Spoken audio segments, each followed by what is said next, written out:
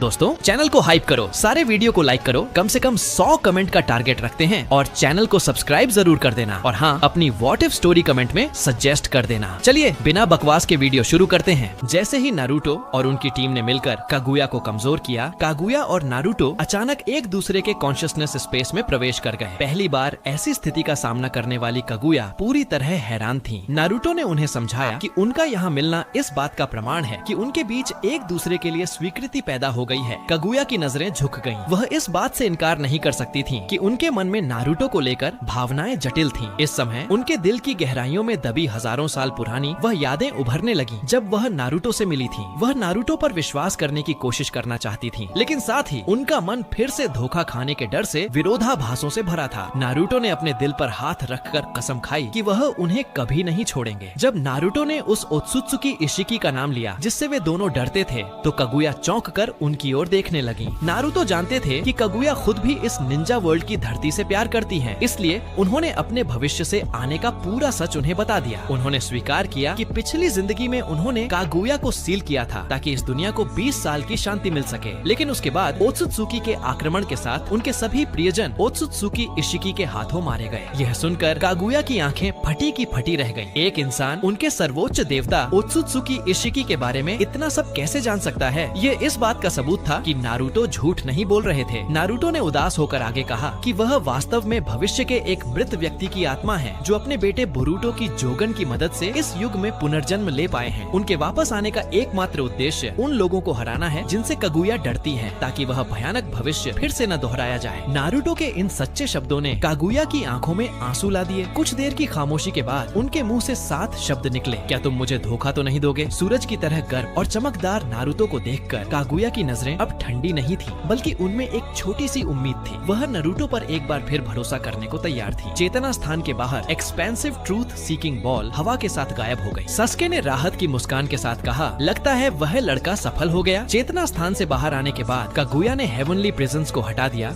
और सभी वापस मानव दुनिया में लौट आए। ब्लैक जेत्सु ने यह सब देखा और समझ गया कि यह उनकी माँ का अंतिम फैसला था। उधर इचिराकु रामेन के पास ट्योची इचिरकु अंकल ने अचानक गंभीर चेहरे के साथ आसमान की ओर देखा। उन्हें धुंधला सा एहसास हुआ कि शायद वह घर की गैस बंद करना भूल गए हैं। अगला कदम इन्फिनिट त्सुकुयोमी को हटाना था। नारुतो और सस्के मिलकर रेड का चिन्ह बनाकर इसे हटा सकते थे, लेकिन उनके तरीके से इन्फिनिट त्सुकुयोमी के उत्पाद जेत्सु पूरी तरह नष्ट हो जाते। इसका प्रमाण यह था कि पिछली जिंदगी में इसे हटाने के बाद ओबाइटो AKA सहित सभी व्हाइट जेत्सु गायब हो गए थे, इसलिए इस बार इसे खुद कागुया ने हटाया। कागुया के शरीर से सफेद रोशनी निकली और उन्होंने आसमान में उड़कर इन्फिनिट त्सुकुयोमी को समाप्त कर दिया। सभी लोग गॉड ट्री की लताओं से मुक्त हो गए। नारुतो मुस्कुराए। इस तरह 4th ग्रेट निंजा वॉर समाप्त हो गई, लेकिन उनकी जंग अभी खत्म नहीं हुई थी, क्योंकि भविष्य की चुनौतियां और भी कठिन होने वाली थीं। युद्ध के बाद 5 गांवों के निंजास अपने अपने घर लौट गए। कागुया को शांत वातावरण पसंद था, इसलिए नारुतो ने उनके रहने का इंतजाम लैंड ऑफ फायर के बाहरी जंगलों में कर दिया। यामाटो ने वहाँ एक शानदार महल बनाया। वहाँ कागुया के साथ मिनाटो, कुशिना, हशिरामा और तोबिरामा भी रहने लगे, क्योंकि एदो टेंसी शरीर होने के कारण उनका अचानक गांव में दिखना उचित नहीं था। जाने से पहले नारुतो ने कागुया को एक विशेष फ्लाइंग थंडर गॉड कुनाई भेंट की। अब जब भी वह उसमें अपनी चाकरा डालेंगी, नारुतो उसे महसूस करेंगे और तुरंत वहाँ पहुँच जाएंगे। कागुया उपहार पाकर मंद मंद मुस्कुराए। इसके बाद नारुतो सीधे गांव के इचिराकु रामेन की ओर उड़े। इस बीच होकागे कार्यालय में सभी लोग युद्ध के बाद की समस्याओं को सुलझाने के लिए इकट्ठा होने लगे थे। त्सुनादे ने युद्ध के बाद के बचे हुए मुद्दों पर चर्चा करने के लिए मुख्य निंजास को बुलाया। वहाँ मौजूद लोगों में केवल नारुतो और सस्के ही गनीन थे। त्सुनाडे ने लैंड ऑफ फायर दाइमियो के साथ हुए समझौते के अनुसार होकागे का पद काकाशी को सौंप दिया। शिकाकू ने सबसे पहले सभा की शांति को तोड़ा। अब तक सबको पता चल ही गया होगा कि नारुतो भविष्य से आए हैं। जैसे ही उन्होंने यह कहा, माहौल बहुत गंभीर हो गया। भविष्य से वर्तमान में वापस आने की बात बहुत जादुई थी, लेकिन अगर नारुतो के निंजा एकेडमी से स्नातक होने के बाद उनके डेड लास्ट से अचानक बदलने को देखा जाए, तो यह पूरी तरह से समझ आता था। इस युद्ध के माध्यम से निंजास के लंबे समय से चले आ रहे नजरिए को गहरा धक्का लगा था। सभी को पता चल गया था कि भविष्य के दुश्मन मदारा और कागुया से भी कहीं अधिक शक्तिशाली हैं। इसलिए वे चाहे कितनी भी मेहनत कर लें, उन शक्तिशाली दुश्मनों के सामने वे केवल मोहरे बनकर रह जाएंगे। सौभाग्य से भविष्य के होकागे के रूप में नारुतो लोगों का दिल जीतना जानते थे। एक छोटी चींटी भी हाथी को हिला सकती है। बॉन्ड्स की शक्ति को कम मत समझना। इस बार हमारे पास दुश्मनों की जानकारी पहले से है, इसलिए अंत पिछली बार जैसा दुखद नहीं होगा। नारुतो के टॉक नो जुत्सु के बाद बाद सभी में फिर से लड़ने का जज्बा पैदा हो गया। शिकाकू ने सबकी ओर देखा और अपने विचार रखे। उनका मानना था कि युद्ध के बाद के इस माहौल का फायदा उठाकर पूरी दुनिया को भविष्य के खतरों के बारे में बताना चाहिए ताकि लोग खुद एकजुट हो सके। नारुतो ने इसके लिए पूरी सहमति दी और अंततः उन्होंने एक और 5K समिट आयोजित करने का निर्णय लिया। सभा के बाद जिराया ने नारुतो को ढूंढा। अब उन्हें समझ आया कि नारुतो उनसे पहली बार मिलने पर इतने भावुक क्यों थे। नारुतो के पुनर्जन्म के कारण ही the tale of the utterly gutsy shinobi hidden rain village में समाप्त नहीं हुई। नारुतो ने जिराया से इतने समय तक सच छिपाने के लिए माफी मांगी क्योंकि वह नहीं चाहते थे कि उनके गुरु इतनी जल्दी इतना भारी बोझ उठाएं। जिराया जोर से हंसे और कहा कि वह प्रसिद्ध सन्निन में से एक हैं। डूबते सूरज की रोशनी उन दोनों के चेहरों पर पड़ रही थी और बेंच पर बैठे गुरु शिष्य की हंसी गूंज रही थी। जिराया से विदा लेने के बाद Naruto flying thunder God technique का उपयोग करके कागुया के घर पहुँचे। ओत्सुत्सुकी होने के नाते कागुया को पेड़ उगाना पसंद था, इसलिए नारुतो उनके लिए फूलों और पौधों के बीजों का एक बैग लेकर आए थे। उनके यहाँ आने का एक और मकसद था। क्या कागुया के शरीर में समाये हुए मदारा को बाहर निकाला जा सकता है? कागुया की आस्तीन में छिपे ब्लैक ज़ेत्सु ने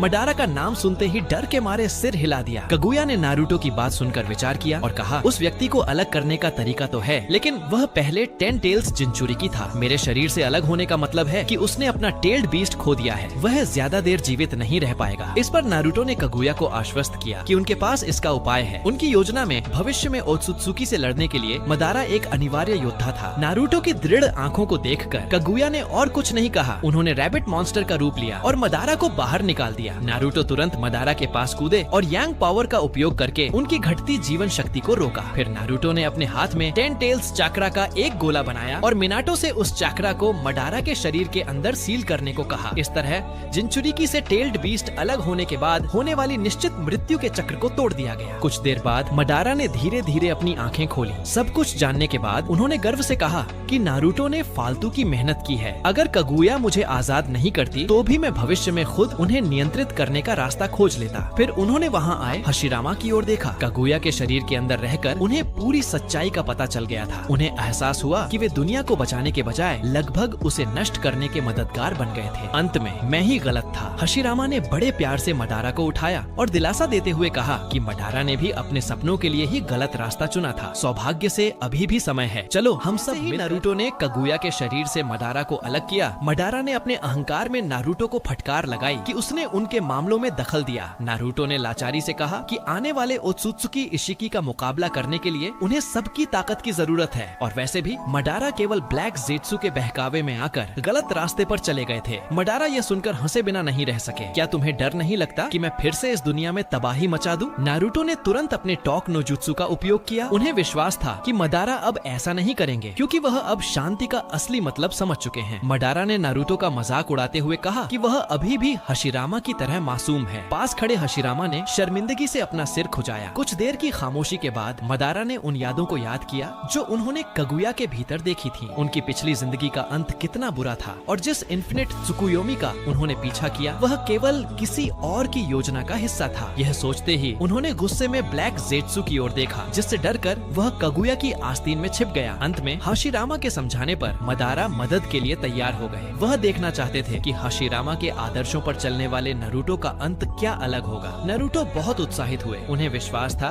कि सबकी मदद से जीत निश्चित है। इसी बीच चांद पर 2 बिन बुलाए मेहमान मोमोशिकी और किंशिकी प्रकट हुए। मोमोशिकी को यहाँ कागुया की चाकरा महसूस हो रही थी, लेकिन उन्हें वहाँ टोनेरी ओत्सुत्सुकी मिला। टोनेरी के पास आंखें नहीं थी, इसलिए वह मोमोशिकी का मुकाबला नहीं कर सका। मोमोशिकी ने उसे हराकर उसकी चक्रा सोख ली। टोनेरी की विशेष चक्रा की मदद से मोमोशिकी की ब्याकुगान नीले रंग की टेंसिगन में बदल गई। उन्होंने पृथ्वी की ओर देखा और उनकी आंखों में लालच आ गया। इशिकी ने सही कहा था, यह ग्रह वास्तव में अलग है। अगर यहाँ एक पूर्ण डिवाइन ट्री उगाया जाए तो उसका फल अद्भुत दिव्य शक्ति वाला होगा। इशिकी द्वारा दी गई यादों के आधार पर मोमोशिकी जानते थे कि 10 टेल्स को 9 टेल्ड बीस्ट्स में बांट दिया गया है। अब उन्हें पहले उन टेल्ड बीस्ट्स को इकट्ठा करना था और फिर कागुया के पास जाना था। इस काम के लिए वह इशिकी द्वारा बनाए गए संगठन कारा की मदद लेने वाले थे। इस बार का मोमोशिकी पहले की तरह अभिमानी नहीं था, क्योंकि उसके पास इशिकी की यादें और जानकारी थी। पृथ्वी पर कागुया सितारों की ओर देख रही थी। उनके मन में एक अजीब सी बेचैनी थी। नारुतो ने फ्लाइंग थंडर गॉड का उपयोग करके सस्के, इटाची, ओबिटो, सन्निन और काकाशी को कागुया के पास इकट्ठा किया। उन्हें इशिकी के संगठन कारा को खत्म करने की योजना बनानी थी। नारुतो ने हाथ से चिन्ह बनाए और कारा के सदस्यों की होलोग्राम इमेज दिखाई। अजीब कपड़े पहने इन लोगों को देखकर मडारा ने तिरस्कार से कहा, ये क्या कचरा है। हशिरामा का चेहरा गंभीर था, ये लोग अच्छे नहीं लग रहे थे। नारुतो ने परिचय देते हुए कहा,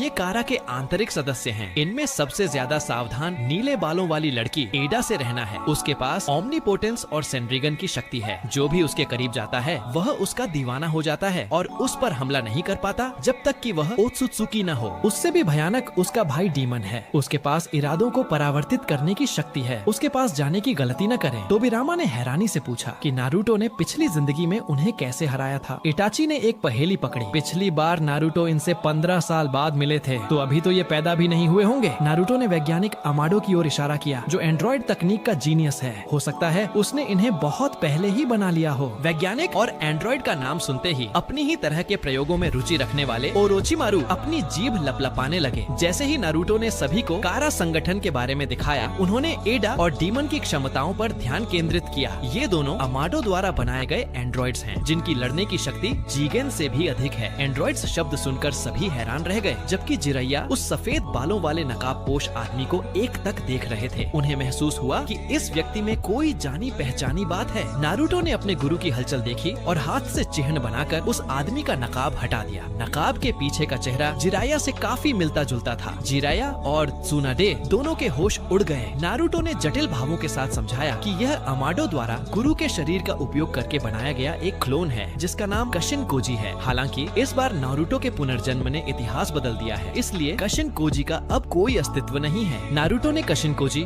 कवाकी और कोड की छवियों को हटा दिया। तोबिरामा ने पूछा कि ये दोनों कौन हैं? नारुतो ने सबको बताया कि ओत्सुत्सुकी किस तरह कर्मा के जरिए पुनर्जन्म लेते हैं। ये दोनों इशिकी द्वारा चुने गए पात्र थे, लेकिन फिलहाल वे अब भी पैदा नहीं हुए हैं। अभी मुख्य काम कारा के गुप्त ठिकाने को खोजना था। चूँकि नारुतो ने इशिकी के साथ पिछली लड़ाई में हिडन रेन का बेस नष्ट कर दिया था, तब से उनके ठिकाने की कोई खबर नहीं थी। इसीलिए उन्होंने मदद के लिए सबको बुलाया था। इटाची ने नारुतो को याद दिलाया कि इतना बड़ा संगठन अगर दशकों से छिपा है, तो वे बाहरी दुनिया की हलचल पर जरूर नजर रख रहे होंगे। इटाची की बात ने नारुतो को रास्ता दिखाया। वे चारे का इस्तेमाल करके उन्हें बाहर निकाल सकते थे। उन्होंने विक्टोर की ओर इशारा किया, जो हशिरामा की कोशिकाओं के लिए पागल था। अगर वे ओरोचिमारू द्वारा निकाली गई हशिरामा की कोशिकाओं को ब्लैक मार्केट में नीलामी के लिए रखें, तो वह जरूर बाहर आएगा। इसी बीच सुदूर ध्रुवीय क्षेत्र की एक बर्फीली गुफा में मोमोशिकी और किंशिकी ने इशिकी द्वारा दिए गए निर्देशांकों के आधार पर कारा का गुप्त ठिकाना ढूंढ लिया। अमाडो के अलावा वहाँ मौजूद सभी लोग लड़ने के लिए तैयार हो गए। मोमोशिकी अमाडो के पास गए और अहंकार से कहा कि एक तुच्छ प्राणी उनके सामने इतना शांत कैसे है। अमाडो ने धीरे से कहा, जिस दिन इशिकी मारा गया, मुझे पता था कि तुम आओगे, ओत्सुत्सुकी मोमोशिकी। ये सुनकर मोमोशिकी एक पल के लिए ठिठक गए। फिर उन्होंने अमाडो से पूछा कि क्या वह यहाँ आने का उद्देश्य जानते हैं। अमाडो ने सिर हिलाया। अगर वे उसकी बेटी को पुनर्जीवित करने में मदद करें, तो वह मोमोशिकी को डिवाइन ट्री लगाने की योजना में सहयोग कर सकता है। दोनों के बीच समझौता हो गया। अमाडो की सूचना पर मोमोशिकी ने जल्द ही 4 टेल्स और 6 टेल्स की चक्रा छीन ली। नारुतो को मानसिक स्थान में टेल्ड बीस्ट से मिले संदेश के माध्यम से मोमोशिकी के बारे में पता चला। उन्हें उम्मीद नहीं थी कि मोमोशिकी 10 साल पहले ही आ जाएगा। उन्होंने तुरंत बाकी जिंचुरिकी को कगुया के पास सुरक्षित पहुंचाया और ओरोचिमारू को ब्लैक मार्केट वाली योजना शुरू करने को कहा। विक्टोर ने वैसा ही किया जैसा नारुतो ने सोचा था। उसने पुनर्जन्म तकनीक के दीवाने बोरो और हत्यारे डीपा को नीलामी में साथ आने के लिए उकसाया। अंत में उसने हाशिरामा की कोशिकाओं को ऊंची बोली लगाकर जीत लिया। लेकिन जैसे ही वह मन ही मन खुश हो रहा था, विक्टोर के माथे से पसीना बहने लगा। यह अकल्पनीय और विशाल चक्रा कहाँ से आ रही थी। विक्टर को कुछ गलत लगा और वह भागने लगा। भागते समय उसने कोशिकाओं वाला बक्सा नारुतो की ओर फेंक दिया। नारुतो ने उसे पकड़ा तो देखा कि बक्से के नीचे एक्सप्लोसिव टैग्स लगे थे। एक जोरदार धमाके के बाद नारुतो बिना किसी खरोंच के हाथ में कोशिकाओं की बोतल लिए प्रकट हुए। विक्टर को विश्वास नहीं हुआ। अचानक बोरो ने उन पर लावा रिलीज प्लैनेट डिस्ट्रॉयर से हमला किया। लावा से बना एसिड हर तरफ गिरने लगा। ओबिटो की आंखें चमकी। लावा का उपयोग कर सकता है? लगता है ये हिडन मिस्ट के ब्लड मिस्ट युग का बचा हुआ कचरा है। उन्होंने नारुतो को इशारा किया कि इस बोरो से वे निपटेंगे, जबकि मडारा का सामना उस हत्यारे डीपा से हुआ। सुना है तुम्हें युद्ध का शौकीन जोकर कहा जाता है। दोस्तों, अगर आपको ये वीडियो पसंद आया हो तो नीचे हाइप बटन दबाना मत भूलो। वीडियो को लाइक और शेयर करना बिल्कुल मत भूलिएगा। और हाँ, बीच बीच में आप लोग कमेंट में अपनी व्हाट इफ स्टोरीज जरूर सजेस्ट करना, ताकि हम अगले एपिसोड में आपकी पसंद की कहानी लेकर आएं। आने वाला वीडियो मिस न हो, इसके लिए चैनल को सब्सक्राइब जरूर करें। आपका प्यार और सपोर्ट ही हमें और भी रोमांचक कहानियां लाने की ताकत देता है। यहीं पर इस वीडियो को खत्म करते हैं। मिलते हैं अगले वीडियो में। Everybody knows that I'm breaking down. Everybody knows I ain't faking now. Everybody knows my heart's vacant now. Yeah, she hates me now, I made mistakes but now I don't ever wanna be alone. I don't really ever feel at home. On my own, in the zone, that's the only way I know. Feeling low, about to blow back up. Here I never let the doubt creep in. Gotta pop a couple more aspirin. I don't think I'll ever let you in. Easier to break it off best friends. I don't really understand myself. I don't really understand, need help. I don't wanna be left on the shelf. Couldn't even hear me if I yelled. It's so cold